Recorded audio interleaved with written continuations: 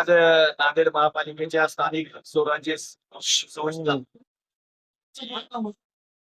धामधूम चालू आहे. नांदेड महापालिकेच्या या महाराष्ट्रामध्ये सगळ्या महापालिकेचं इलेक्शन चालू आहे. त्याच्यामुळे नांदेडमध्ये सुद्धा चालू आहे. आज लास्ट दिवस फॉर्म आणि उमेदवाराची निवड करायची. त्याच्यामुळं हे आज जे घडलेलं आहे 10 दिवसाचं, हे तुम्हाला सगळ्याला माहित आहे. आता पत्रकार परिषद घेण्याचं काम कारण म्हणजे आमचे 40 उमेदवार हे आज त्याची निवड झाली आहे. ही पत्रकार की आपल्याला पत्रकार परिषदेला सर्व उमेदवाराचा परिचय झाला पाहिजे. पण या प्रभागामध्ये कोणते उमेदवार आहेत हे सुद्धा माहिती झालं पाहिजे. त्यासाठी बैठक आयोजित केलेली आहे. सांगायच्या पर्यंत आज नांदेड महापालिकेवर 100% शिवसेनेचा असणार नाही आणि येणाऱ्या काळात शिवसेनेचाच महापौर होईल. त्याविषयीचे सुद्धा चांगले उमेदवार सक्षम उभे केलेले आहेत.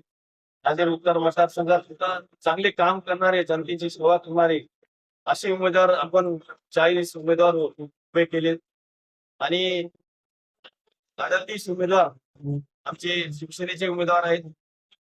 त्याच्यामध्ये रिपब्लिकन सेना नरेंद्र आंबेडकर साहेब यांचे सुद्धा, या पक्षाचे सुद्धा 2 उमेदवार आपल्या 38 मध्ये आहेत आणि 2 उमेदवार आमचे 40 काल उमेदवार होते.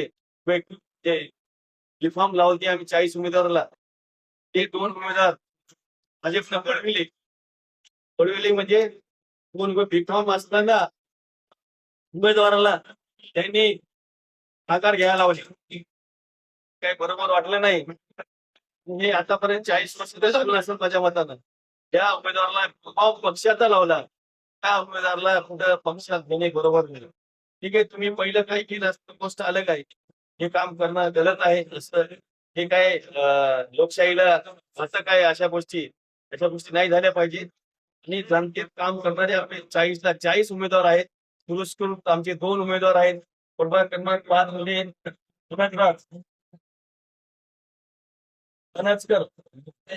धनचकर ताई मीनाक्षी रमेशराव आणि 10 नंबर मध्ये आमच्या यांना शिवसेनेचे पुरस्कार उमेदवार आम्ही जाहीर केलेले आहेत. आणि असे 40 आमचे उमेदवार सक्षम चांगले काम करणारे या नांदेड महापालिकेमध्ये उभे, नांदेड उत्तर मतदारसंघामध्ये उभे आहेत. आपण उमेदवार पळवल्याचा आरोप केलेला आहे म्हणतात. उमेदवार नंतरपासून गायब झाले आमचे, तर आम्हाला भेटणार त्याने माघार जाऊन घेतली. मोबाईल द्यायचा स्विच ऑफ बघायला आम्ही सकाळी उठलो तर आमचे उमेदवार कुठे 2 उमेदवार गायब. म्हणजे अशी परिस्थिती झाली. मात्र आम्ही काय त्याला मागायला गेलो नव्हतं बा आम्हाला तुम्ही आमचा बीफॉर्म लावा म्हणून. तर त्यानेच आमच्याकडे आले, तुमचा बीफॉर्म द्या म्हणजे शिवसेनेच्या, आम्ही त्यांच्यावर उभं राहतो. शिवसेना पळवले मात्र नेमकं पुन्हा पळवले. तुम्ही पळवले म्हणताय, मात्र नाव सांगा. पुन्हा पळवले भाजपनं पळवले. त्याने आता प्रेस घेतलं ना त्याचं महेंद्र पिंपळेचा आणि मनोज जाधवचा. ते असं बीफॉर्म पळवितात का माणसं? त्याप्रमाणे शिंदे गटाची युती होणार होती. शेवटच्या क्षणापर्यंत युती होणार असं सांगितलं जात होतं. युती नेमकी कशामुळे फिसकटली, काय कारण? महाराष्ट्रामध्ये शिवसेना भाजपची युती आहे आणि महाराष्ट्र राज्याचे मुख्यमंत्री आणि फडणवीस साहेब आणि एकनाथभाई शिंदे साहेब हे चांगले महाराष्ट्रातून नेतृत्व करतात. त्याच्यामुळे आम्हालाही वाटलं की बाबा आपण नांदेडमध्ये सुद्धा स्थानिकला युती झाली पाहिजे. इथं सकारात्मकच होतो पहिलेपासून. मी दुसऱ्यासोबत जाणारच नव्हतो. मी एकच ठरले की आपल्याला भाजप सगळी युती करायची. ते 2-3 मिटिंगा झाल्या, बैठका झाल्या. ते बैठकीमध्ये असा निर्णय झाला की तुम्हाला 6च्या वर आम्ही सीटा देऊ शकत नाहीत, आम्हाला माणसं ऍडजस्ट करायची.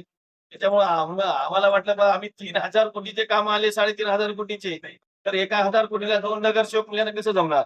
एवढे काम आले असताना एवढे मुख्य रस्ते, एवढे मोठे प्रोजेक्ट, उत्तर रस्ता, दवाखाना, कृषी महाविद्यालय, जसं यशवंत कॉलेज सारखे, आनंद नगर सारखे रस्ते मुख्य रस्ते केलेले आपण, जसं छत्रपती चौक पासून ह्याच्यापर्यंत आपल्या शासकीय ह्याच्यापर्यंत गेस्ट हाऊस पर्यंत असे चांगले चांगले रस्ते घेतलेले. युती कुणामुळे झाली नाही?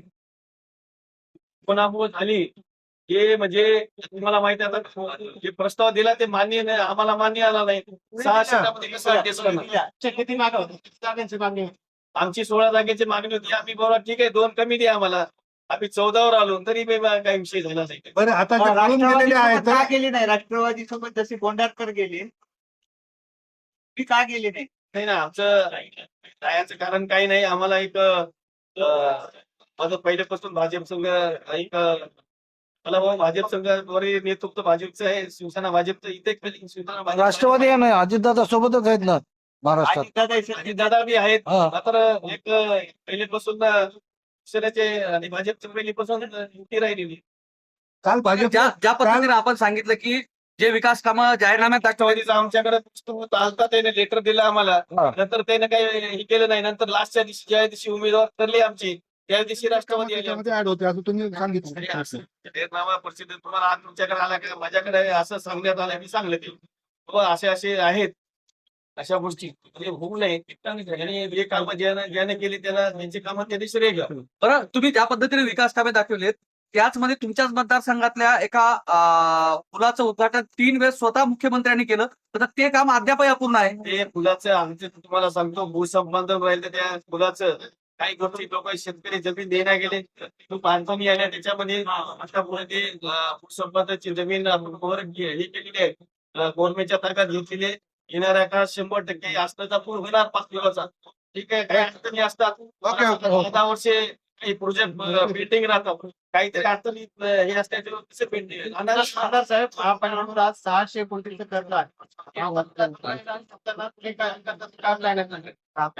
शिवसेना 100% सुधारण्याचा प्रयत्न करेल. महापालिकेला 600 कोटी असतं तरी बी आपण त्याला कसं याला आपल्याला गंजाईच्या बाहेर आणायचं हे आपण प्रयत्न करेल. शिवसेना प्रयत्न करेल. एकनाथभाई शिंदे साहेब नगर विकास मंत्री आहेत.